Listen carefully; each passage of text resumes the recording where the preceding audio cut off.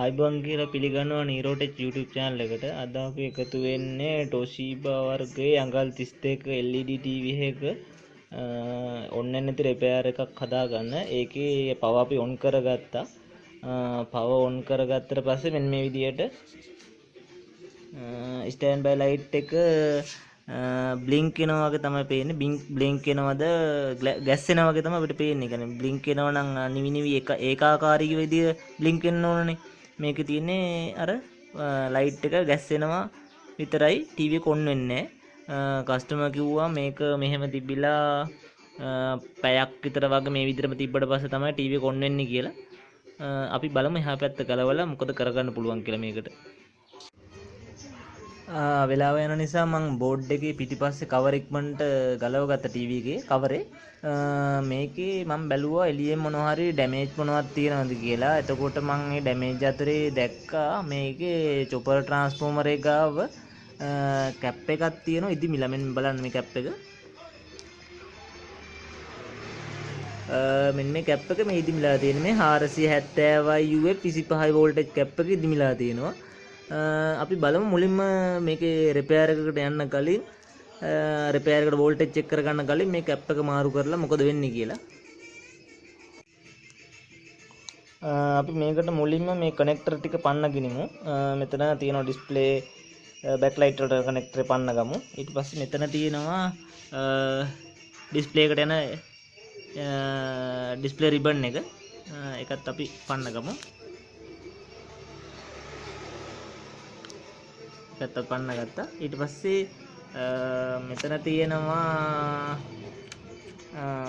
ඉස්සරහා button panel එකටයි LED light stand by light එකට යන කනෙක්ටර් එකත් අපි පන්න ගත්තා.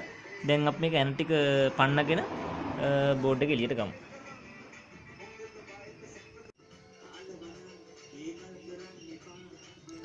හොඳයි අපි මේකේ බෝඩ් එක ගලව ගත්තා. ගලවගෙන ඒකේ මම කැප් එක මම පන්න ගත්තා. මේ තියෙන කැප් එක තමයි මේ තියෙන ඉදිමිලා වලට පේනවා ඇති. මේකේ තියෙන්නේ මම කලින් කිව්වා වගේ 470 UF 205 වෝල්ටේජ් කැප් එක. ඒකට සමාන අපි වෙනත් තවත් කැප් එකක් අරගෙන ඒක තමයි තියෙන ඒ කැප් එක තමයි අපි දාන්න ඉන්නේ. හරි අපි මේක බෝඩ් එකට හයි කරගෙන පාස්සල බලමු මොකද වෙන්නේ කියලා. අපි මෙතෙන්ට තියලා බෝඩ් තියලා දැන් මේක පාස්ස ගත්තා. මේ කැප් එක තමයි අපි දැන් දාගත්ත කැප් එක. අපි මේක නැවතත් බෝඩ් එකට හයි කරගෙන බලමු රිපෙයාර් එක සාර්ථකයිද තව අඩුපාඩු තියෙනවද කියලා. හරි මම බෝඩ් එක ආයේ නැවතත් ටීවී එකට හයි කරගත්තා. දැන් මේ තියෙන්නේ මෙන්න ගලවගත්තු සොකට් ටිකයි සෙට් කරගන්න. හරි ඩිස්ප්ලේ බෑක් ලයිට් එකත් ගැහුවා. අපි මේ ටිකත් ගහගෙන පව ඔන් කරගෙන බලමු මොකද වෙන්නේ කියලා. හරි අපි දැන් පව ඔන් කරගත්තා. දැන් මේකේ ඔයාලට පේනවා ඇති රතු පාට ලයිට් එක පත් වෙලා තියෙනවා. රතු පාට ලයිට් එක පත් වෙලා තියෙනවා. කලින් මේක කොළ පාට ලයිට් එක බ්ලින්ක් වෙන්නේ තිබුණේ. අපි මේකේ බලමු පව ඔන් කරගන්න ස්ටෑන්ඩ් බයි ස්විච් එක ඔබලා. ස්ටෑන්ඩ් බයි ලයිට් එක ඔන් වුණා. බලමු ටීවී එක ඔන් නේද කියලා අපි. ඔන්න Toshiba කියලා ටොන් ටීවී එක ඇවිල්ලා. හරි. ඔන්න ටීවී එක ඔන් වුණා. ඊට පස්සේ මෙන්න මෙහෙම අපි රිපෙයාර් එක මේකේ කරගත්තේ. මේකේ ගැටලුව තිබ්බේ ඔයාලා දකින්න ඇති පොඩි කැප් එකක තමයි ඒක ඉදිමිලා නිසා වෝල්ටේජ් ඩ්‍රොප් වීමක් නිසා සිස්ටම් එකට හරියට වෝල්ටේජ් ඇවිල්ලා නැහැ. ඒ නිසා තමයි මේක ගැටලුව වෙලා තිබ්බේ. මෙන්න මේ විදිහට තමයි අපි මේ ටීවී එකේ රිපෙයාර් එක අඩු මුදලකින් ඉවර කරේ. ඔයාලත් මේ වගේ රිපෙයාර් ආවොත්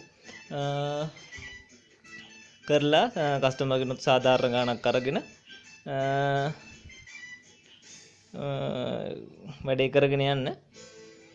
මේ වගේ ඔයාලට ටීවී රිපෙයාර් එකක් කරගන්න හරි මොන හරි උදව්වක් ඕන නම් මට පහලින් කමෙන්ට් කරගෙන යන්න. එහෙනම් අපි අදට ගිහින් එන්නම් නීරෝටෙච් YouTube channel එකෙන්. සුබ දවසක් ඔයාලා හැමෝටම.